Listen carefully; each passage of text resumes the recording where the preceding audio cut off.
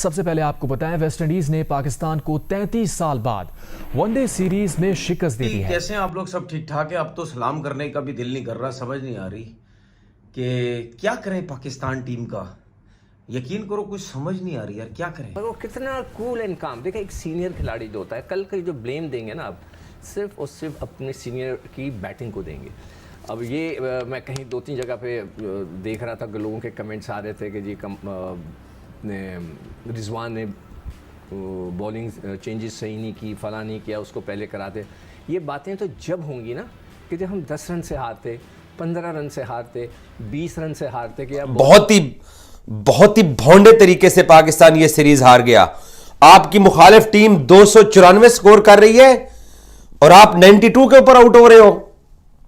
और रिजवान साहब क्या कप्तानी कर रहे हैं। वो बाबर आजम के बारे में तनकीद करने वाले बहुत बातें करते हैं कि बाबर सक्सेसफुल कैप्टन नहीं था, 2 एशिया कप खेला नहीं जीता, 3-4 वर्ल्ड कप खेला नहीं, अपनी टीम को जितवा सका।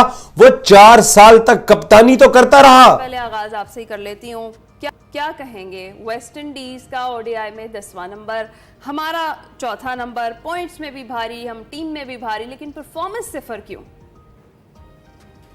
इससे पहले जो सीरीज थी उसमें भी बांग्लादेश का गालिबन 10वां नंबर ही था, वो भी हम हार गए थे।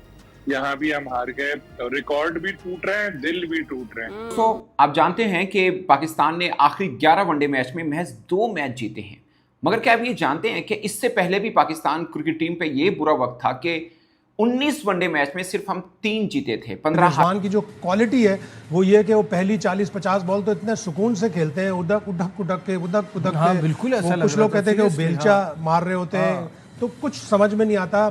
8वीं गेंद पे उन्होंने पहला रन लिया, 19वीं गेंद पे जाके उन्होंने दूसरा रन लिया। क्या बात करें, समझ से बाला था। पहले तो जी शाही होप जो उसने सेंचुरी करी और जो पार्टनरशिप करी 110 रन से, और लास्ट 10 ओवर में 119 रन जो बनाए, पहले तो उसके लिए वेरी वेल प्लेड। और आज 34 साल बाद West Indies one day series against Pakistan जीत गई है। तो आप ये समझ लीजिए कि पाकिस्तान की क्या परफॉर्मेंस रही। 10वें नंबर की टीम से हम ये सीरीज हार गए हैं और 295 रन बनाए। 295 रन के जवाब में माशाल्लाह हमने बहुत बड़ा जो है ना चेजिंग करके दिखाई और चेज करके दिखाया, बहुत ज्यादा रन बना लिए। फाइनली पाकिस्तान जो है ये सीरीज हार गया 9वें नंबर की साइड से। और जब हम कहते थे ना कि पाकिस्तान टीम का बेड़ा गर्क हो रहा है, पाकिस्तान टीम में कुछ नहीं रहने वाला, पाकिस्तान टीम को जिस तरह पिछले 6-7 साल में अब्यूज किया गया है।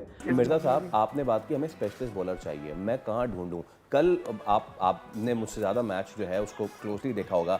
एन बिशप की कमेंट्री के दौरान उन्होंने शाहीन शाह अफरीदी की ऐसी बात पिक की जो हमें नहीं। रिजवान की जो क्वालिटी है वो ये कि वो पहली 40-50 बॉल तो इतने सुकून से खेलते हैं, उधक के। हाँ, बिल्कुल ऐसा लग रहा था। कुछ लोग कहते हैं कि वो बेलचा मार रहे होते हैं, तो कुछ समझ में नहीं आता।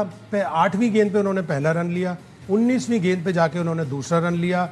38 गेंदों खेलकर 38वीं गेंद पर वो आउट हुए, 16 रन उन्होंने बनाए, जिसमें 27 डॉट बॉल्स हैं। 27 डॉट बॉल इज क्रिमिनल। नहीं, लेकिन अगर आप उनका ओवरऑल रिकॉर्ड भी देखें अक्रॉस ऑल फॉर्मेट, सबसे पहले तो जो चीज़ अच्छी है वो हमें माननी भी चाहिए कि 40+ का एवरेज है across all format, this is very good. लेकिन आपका वनडे में 85-86 का strike rate is criminal these days. आप मैच बाहर से निकल जाता है हाथ से। 86 का स्ट्राइक रेट है, लेकिन वो जिस तरह आके शुरू में खेलते हैं ना, उस तरह ऐसा लगता है कि दुनिया की तेज तरीन बॉलिंग हो रही है, दुनिया की बेहतरीन बॉलिंग हो रही है। फिर वो जाके 50-60 रन जब बनाते हैं उसके बाद फिर वो तेज खेलते हैं और वो एक इनिंग में ऐसा ले आते हैं। बार बार आप 50-60 पे नहीं पहुंचोगे, आप 16 रन पे भी आउट हो गए, आप 31-32 पे भी आउट हो गए। पिछली इनिंग्स में भी, पिछले जो मैच की थी उन्होंने 69 बॉल्स में से 31 डॉट बॉल खेली थी। बाबर आजम ने 64 में से 42 यानी 65% डॉट बॉल खेली थी दोनों। वो आप ये देखें कि आपने 133 बॉल्स खेलकर दोनों ने मिलाकर 100 रन बनाए थे, और आप ऐसी जगह पे मैच को छोड़ के गए कि 76 गेंदों पे 101 रन चाहिए थे। वो तो डेब्यूटेंट था हसन नवाज और हुसैन तलत, वो दूसरा भी डेब्यू से कम नहीं था। दोनों मैचों में उन दोनों ने अच्छी इनिंग्स खेली है और रन बॉल से ज्यादा हसन तो 100 प्लस के स्ट्राइक रेट से खेला है, हुसैन तलत रना बॉल के करीब करीब खेल रहा है। अच्छा, ये तो आप इस वाकई इस वाले स्ट्राइक रेट से बाबर का 87 का स्ट्राइक रेट है, रिजवान का 86 का स्ट्राइक रेट है, और इस वक्त हैरी ब्रूक का सबसे ज्यादा 2000 रन टेस्ट जिसने भी बनाए 87.5 टेस्ट में उसका स्ट्राइक रेट है। आप जी उस स्ट्राइक रेट से खेल रहे हैं जिससे दुनिया पूरी टेस्ट दुनिया में टेस्ट खेलती के है। स्ट्राइक रेट से बिल्कुल सही बात है। अच्छा, दूसरी चीज में और आज 34 साल बाद West Indies one day series against Pakistan जीत गई है, तो आप ये समझ लीजिए कि पाकिस्तान की क्या परफॉर्मेंस रही। 10वें नंबर की टीम से हम ये सीरीज हार गए हैं और 295 रन बनाए। 295 रन के जवाब में माशाल्लाह हमने बहुत बड़ा जो है ना चेजिंग करके दिखाई और चेज करके दिखाया, बहुत ज्यादा रन बना लिए। मैं कहता हूँ कि दिल के अरमा आंसुओं में बह गए। और पाकिस्तानी टीम अब महज एक ऐसी टीम बनती जा रही है कि जिसके खिलाफ हर टीम आती है और आके रिकॉर्ड बना के चली जाती है। वही गलतियां, वही मिस्टेक्स बार बार बात करते रहे हम जी, अपनी बॉलिंग लाइन की, आपकी स्ट्राइक रेट की, आपकी मतलब सेम मैच देखने को मिला। साइम अयूब तीसरी दफा जो है अपनी विकेट सेम खिलाड़ी को दे दी उन्होंने, जेडन को। 3 मैचेस हुए ओडीआई के, तीनों में उन्होंने सेम खिलाड़ी को अपनी विकेट दी। अच्छा, फिर उसके बाद आप ये देखिए कि वेस्ट इंडीज की बॉलिंग लाइन कितनी स्ट्रांग थी। मतलब जेडन आए और छा गए और ऐसी जारहाना बॉलिंग की कि हमारे प्लेयर्स को समझ नहीं आई कि ये बॉल खेलनी कैसे है। एक करके पवेलियन लौट गए। बिल्कुल, और हुआ ये जनाब, सबसे पहले ये सुन लें कि जो फैसला कुन मार्का था, क्योंकि 1-1 से बराबर हो गया था, तो ग्रीन शर्ट्स को 202 रन से इबरतनाक शिकस्त हुई है। इबरतनाक मैंने खास तौर पे यूज किया है, सिर्फ शिकस्त ही ये काफी नहीं है। और हमने सिर्फ जी 295 रन के दाखिल में 92 रन बनाए। अच्छा, 40वें 44th ओवर तक लग रहा था कि कहीं पर ना गेम जाके 200 अराउंड 200-ish स्कोर के ऊपर हमें ताकुब करना पड़ जाएगा, चेज हमें करना पड़ेगा 200 रन। लेकिन उसके बाद शायद हो पाए और आते उन्होंने मोहम्मद नवाज की बॉल पे मारा छक्का और फिर छक्के पे छक्का मारा और वहां से पलटी, ऐसी पलटी नैया पलटी। और फिर उसके बाद मैं कहता हूँ कि 295, और अब आप ये देखें कि 295 और कहां पर 92 रन। अच्छा, उसके बाद मोहम्मद रिजवानी कहते हैं कि 40th ओवर तक ना गेम हमारे कंट्रोल में थी। आप फर्ज करें कि 40th ओवर में अगर 200 रन के ऊपर भी गेम आपको रन स्कोर मिल जाता कि 200 रन आपने चेज करने, आप तो फिर भी 92 रन के ऊपर आपने सारी गेम ही खत्म कर दी। बहुत ही भोंडे तरीके से पाकिस्तान ये सीरीज हार गया। आपकी मुखालिफ टीम 294 स्कोर कर रही है और आप 92 के ऊपर आउट हो रहे हो। और रिजवान साहब क्या कप्तानी कर रहे हैं। वो बाबर आजम के बारे में तनकीद करने वाले बहुत बातें करते हैं कि बाबर सक्सेसफुल कैप्टन नहीं था, 2 एशिया कप खेला नहीं जीता, 3-4 वर्ल्ड कप खेला नहीं अपनी टीम को जितवा सका। वो 4 साल तक कप्तानी तो करता रहा, 4 साल तक उसने पाकिस्तान की टीम को चलाया तो सही। वो आईसीसी टूर्नामेंट्स के फाइनल्स, सेमीफाइनल्स और एशिया कप के फाइनल्स तक तो अपनी टीम को पहुंचाता रहा। और ये भाई साहब रिजवान साहब ये तो 4 महीने नहीं निकाल सके। जब इनको पाकिस्तान ने T20 का वनडे का कप्तान बनाया, वो 4 साल निकाल गया बतौर कैप्टन और ये 4 महीने में एक्सपोज हो गया।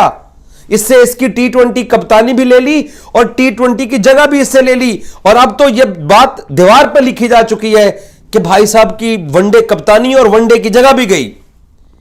क्या बंदा है यार। आपको पाकिस्तान की टीम का कैप्टन बनाया गया, आपके पास वही प्लेयर्स का स्ट्रक्चर है जो कि एक अरसे से चल रहा है। मैं ये भी नहीं कह सकता कि नई टीम थोप दी गई है। और by the way, Pakistan cricket board की सिलेक्शन कमेटी को कम से कम यह देखना चाहिए कि हमने हुसैन तलत से क्या निकालना है। किस क्राइटेरिया के तहत हुसैन तलत को, अब क्या हर चीज के अंदर पीसीबी के चेयरमैन और सीईओ जाके सिलेक्शन में घुसे? वो एक ये सिलेक्शन कमेटी इसीलिए बनाई हुई है, ये कोचिंग स्टाफ इसीलिए होता है कि आप जिन 16 को या जिन 11 को आप सिलेक्ट कर रहे हो, आप क्रिकेटर्स हो, आपने उनकी परफॉर्मेंस देखनी है, हरीफ टीम की स्ट्रेंथ देखनी है, कंडीशन देखनी है। क्या अब ये भी चेयरमैन काम करें? पर वो कितना कूल एंड काम। देखिए, एक सीनियर खिलाड़ी जो होता है, कल का जो ब्लेम देंगे ना आप, सिर्फ और सिर्फ अपने सीनियर की बैटिंग को देंगे। अब ये मैं कहीं 2-3 जगह पे देख रहा था कि लोगों के कमेंट्स आ रहे थे कि जी रिजवान ने बॉलिंग चेंजेस सही नहीं की, फला नहीं किया, उसको पहले कराते। ये बातें तो जब होंगी ना कि जब हम 10 रन से हारते, 15 रन से हारते, 20 रन से हारते कि यार बॉलिंग चेंजेस गलत की उनको, उसको ज़्यादा कराना था। यहाँ तो टोटल कोलैप्स हो गया, टोटल कोलैप्स। तो अब आप इस पे क्या बात कर सकते हैं? 92 ऑल आउट, बिल्कुल टोटल कोलैप्स। तो मतलब इसमें तो कोई एक्सक्यूज रहा ही नहीं कप्तानी का। एब्सोल्युटली ठीक है, चलिए इस पर और भी बात करेंगे। बट क्या टर्निंग पॉइंट्स थे मैच पे?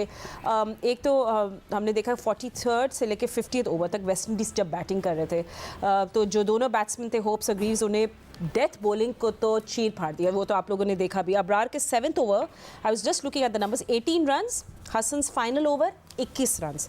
So last 10 overs in series में पाकिस्तान ने कंसीड के 8.9 रन्स पर over. So this is this is also a concern. But Rashid भाई, आई डोंट नो कहाँ से शुरू करें हम टर्निंग पॉइंट, तो आप ही शुरू बात कर दें। I don't know what the question is anymore. Team को, अगर ये टीम को दूसरी टीम की ताकत का नहीं पता कि वो ये समझें कि वो हार रहे 20 साल से तो फिर हारने आए, ऐसा नहीं है। पिछले मैच में उन्होंने बता दिया कि वो जीतने आए हैं और उनका साफ क्लियर उनका माइंड है कि उनको रैंकिंग में ऊपर आ रहा है, 2027 के वर्ल्ड कप में क्वालिफाई करना है और वो उसमें काफी हद तक कामयाब हो गए। देखिए, किसी भी टीम को जितवाने के लिए उनके 4 बॉलर मेन जरूरी है। वेस्ट इंडीज के पास सिर्फ दो थे। जोसेफ हो गए, अलदारी तो खेली ही नहीं, ठीक है ना, शिमार खेल रहे थे और साथ में आपके असीज खेल रहे थे। दो ही ने पूरी सीरीज में पाकिस्तानी ऊपर के 5-6 बल्लेबाजों को ड्रेसिंग पहुंचा दिया। उसके बाद जितना मर्जी करते रहो, ये 200 भी नहीं कर पाते। हम ब्लेम बॉलिंग को दे सकते हैं, लेकिन जो बैटिंग हुई है हम 200 भी नहीं कर सकते। हम थोड़ी सी सीम, स्विंग, बाउंस, ये मेन चीज है, ये हम खेल ही नहीं पा रहे, तो किसको ब्लेम करें? 47 ओवर में 242 रन थे, लेकिन वो भी एनफ थे। 3 ओवर में और रन बना दिए उन्होंने, 50 रन और कर दिए, वो बन गए उनके। वेस्ट इंडीज की स्ट्रेंथ ना, तो फाइनली पाकिस्तान जो है ये सीरीज हार गया 9वें नंबर की साइड से। और जब हम कहते थे ना कि पाकिस्तान टीम का बेड़ा गर्क हो रहा है, पाकिस्तान टीम में कुछ नहीं रहने वाला, पाकिस्तान टीम को जिस तरह पिछले 6-7 साल में अब्यूज किया गया है, जिस तरह पावर का मिसयूज किया गया है, जिस तरह टीम्स के अंदर अपनी फ्रेंडशिप्स को निभाया गया है, जिस तरह मेरिट के प्लेयर्स को बाहर रखा गया है, जिस तरह परफॉर्मर्स को, जो परफॉर्मर हैं डोमेस्टिक के, बाहर रखा गया है। जब बाबर आजम कप्तान थे और उनके साथ उनके जो नायब थे वो रिजवान थे, ये सारी चीज़ें चलती रही हैं।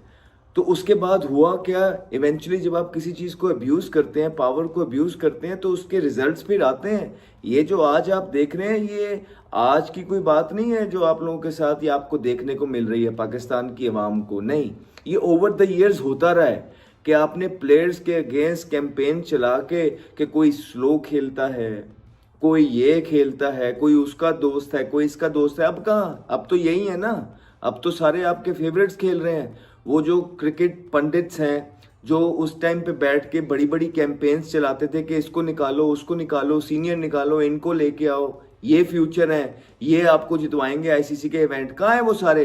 वही आज इनके खिलाफ बैठ के ट्वीट कर रहे हैं।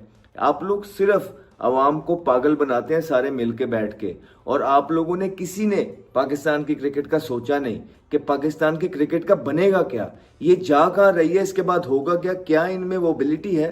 कोई सीनियर प्लेयर इनकी टीम में छोड़ा नहीं, कोई लीडर आपने। हेलो दोस्तों, नमस्कार दोस्तों। वेस्ट इंडीज ने पाकिस्तान को ऐसा धोया है कि पाकिस्तान जो अभी तक अपनी नींद में जी रहा था, पाकिस्तान को लग रहा था कि वो नंबर 1 टीम है। पाकिस्तानी मीडिया को अभी तक लग रहा था कि उनकी क्रिकेट टीम नंबर 1 है। पाकिस्तानी मीडिया ये सोच रही थी कि उनकी क्रिकेट टीम वेस्ट इंडीज़ को 3-0 से हराएगी, लेकिन वेस्ट इंडीज़ ने जो कमबैक किया है उसे पाकिस्तानी मीडिया और पाकिस्तान के क्रिकेटर, फॉर्मर क्रिकेटर और जो अभी खेल रहे हैं, उनकी रातों की नींद उड़ गई है। 202 रन की हार के बाद पाकिस्तानी मीडिया इस हार को पचा नहीं पा रही है और पाकिस्तानी मीडिया इस बात का रोना रो रही है कि उनकी टीम अब गली क्रिकेट खेलने वालों से भी बेहतर टीम बन गई है। और अब एशिया कप में उनका क्या होगा? पहले तो पाकिस्तानी मीडिया ऊंचे ऊंचे उछल रही थी कि हमारी टीम एशिया कप में भारत को हराएगी, परंतु जब ये हार पाकिस्तानी मीडिया को सामने आई तो पाकिस्तानी मीडिया की बोलती बंद हो गई। आप इस विषय के बारे में क्या कहना चाहते हो, आप कमेंट बता सकते हो। अगर आप इस वीडियो के बारे में कुछ कहना चाहते हैं वो भी आप कमेंट बता सकते हो। भारत की एशिया कप में प्लेइंग 11 क्या होगी वो भी आप कमेंट बता सकते हो। और आपका फेवरेट खिलाड़ी कौन है क्रिकेट में वो भी आप कमेंट बता सकते हो। अगर आपको ये वीडियो पसंद आया तो इस वीडियो को लाइक कर दे, शेयर कर दे।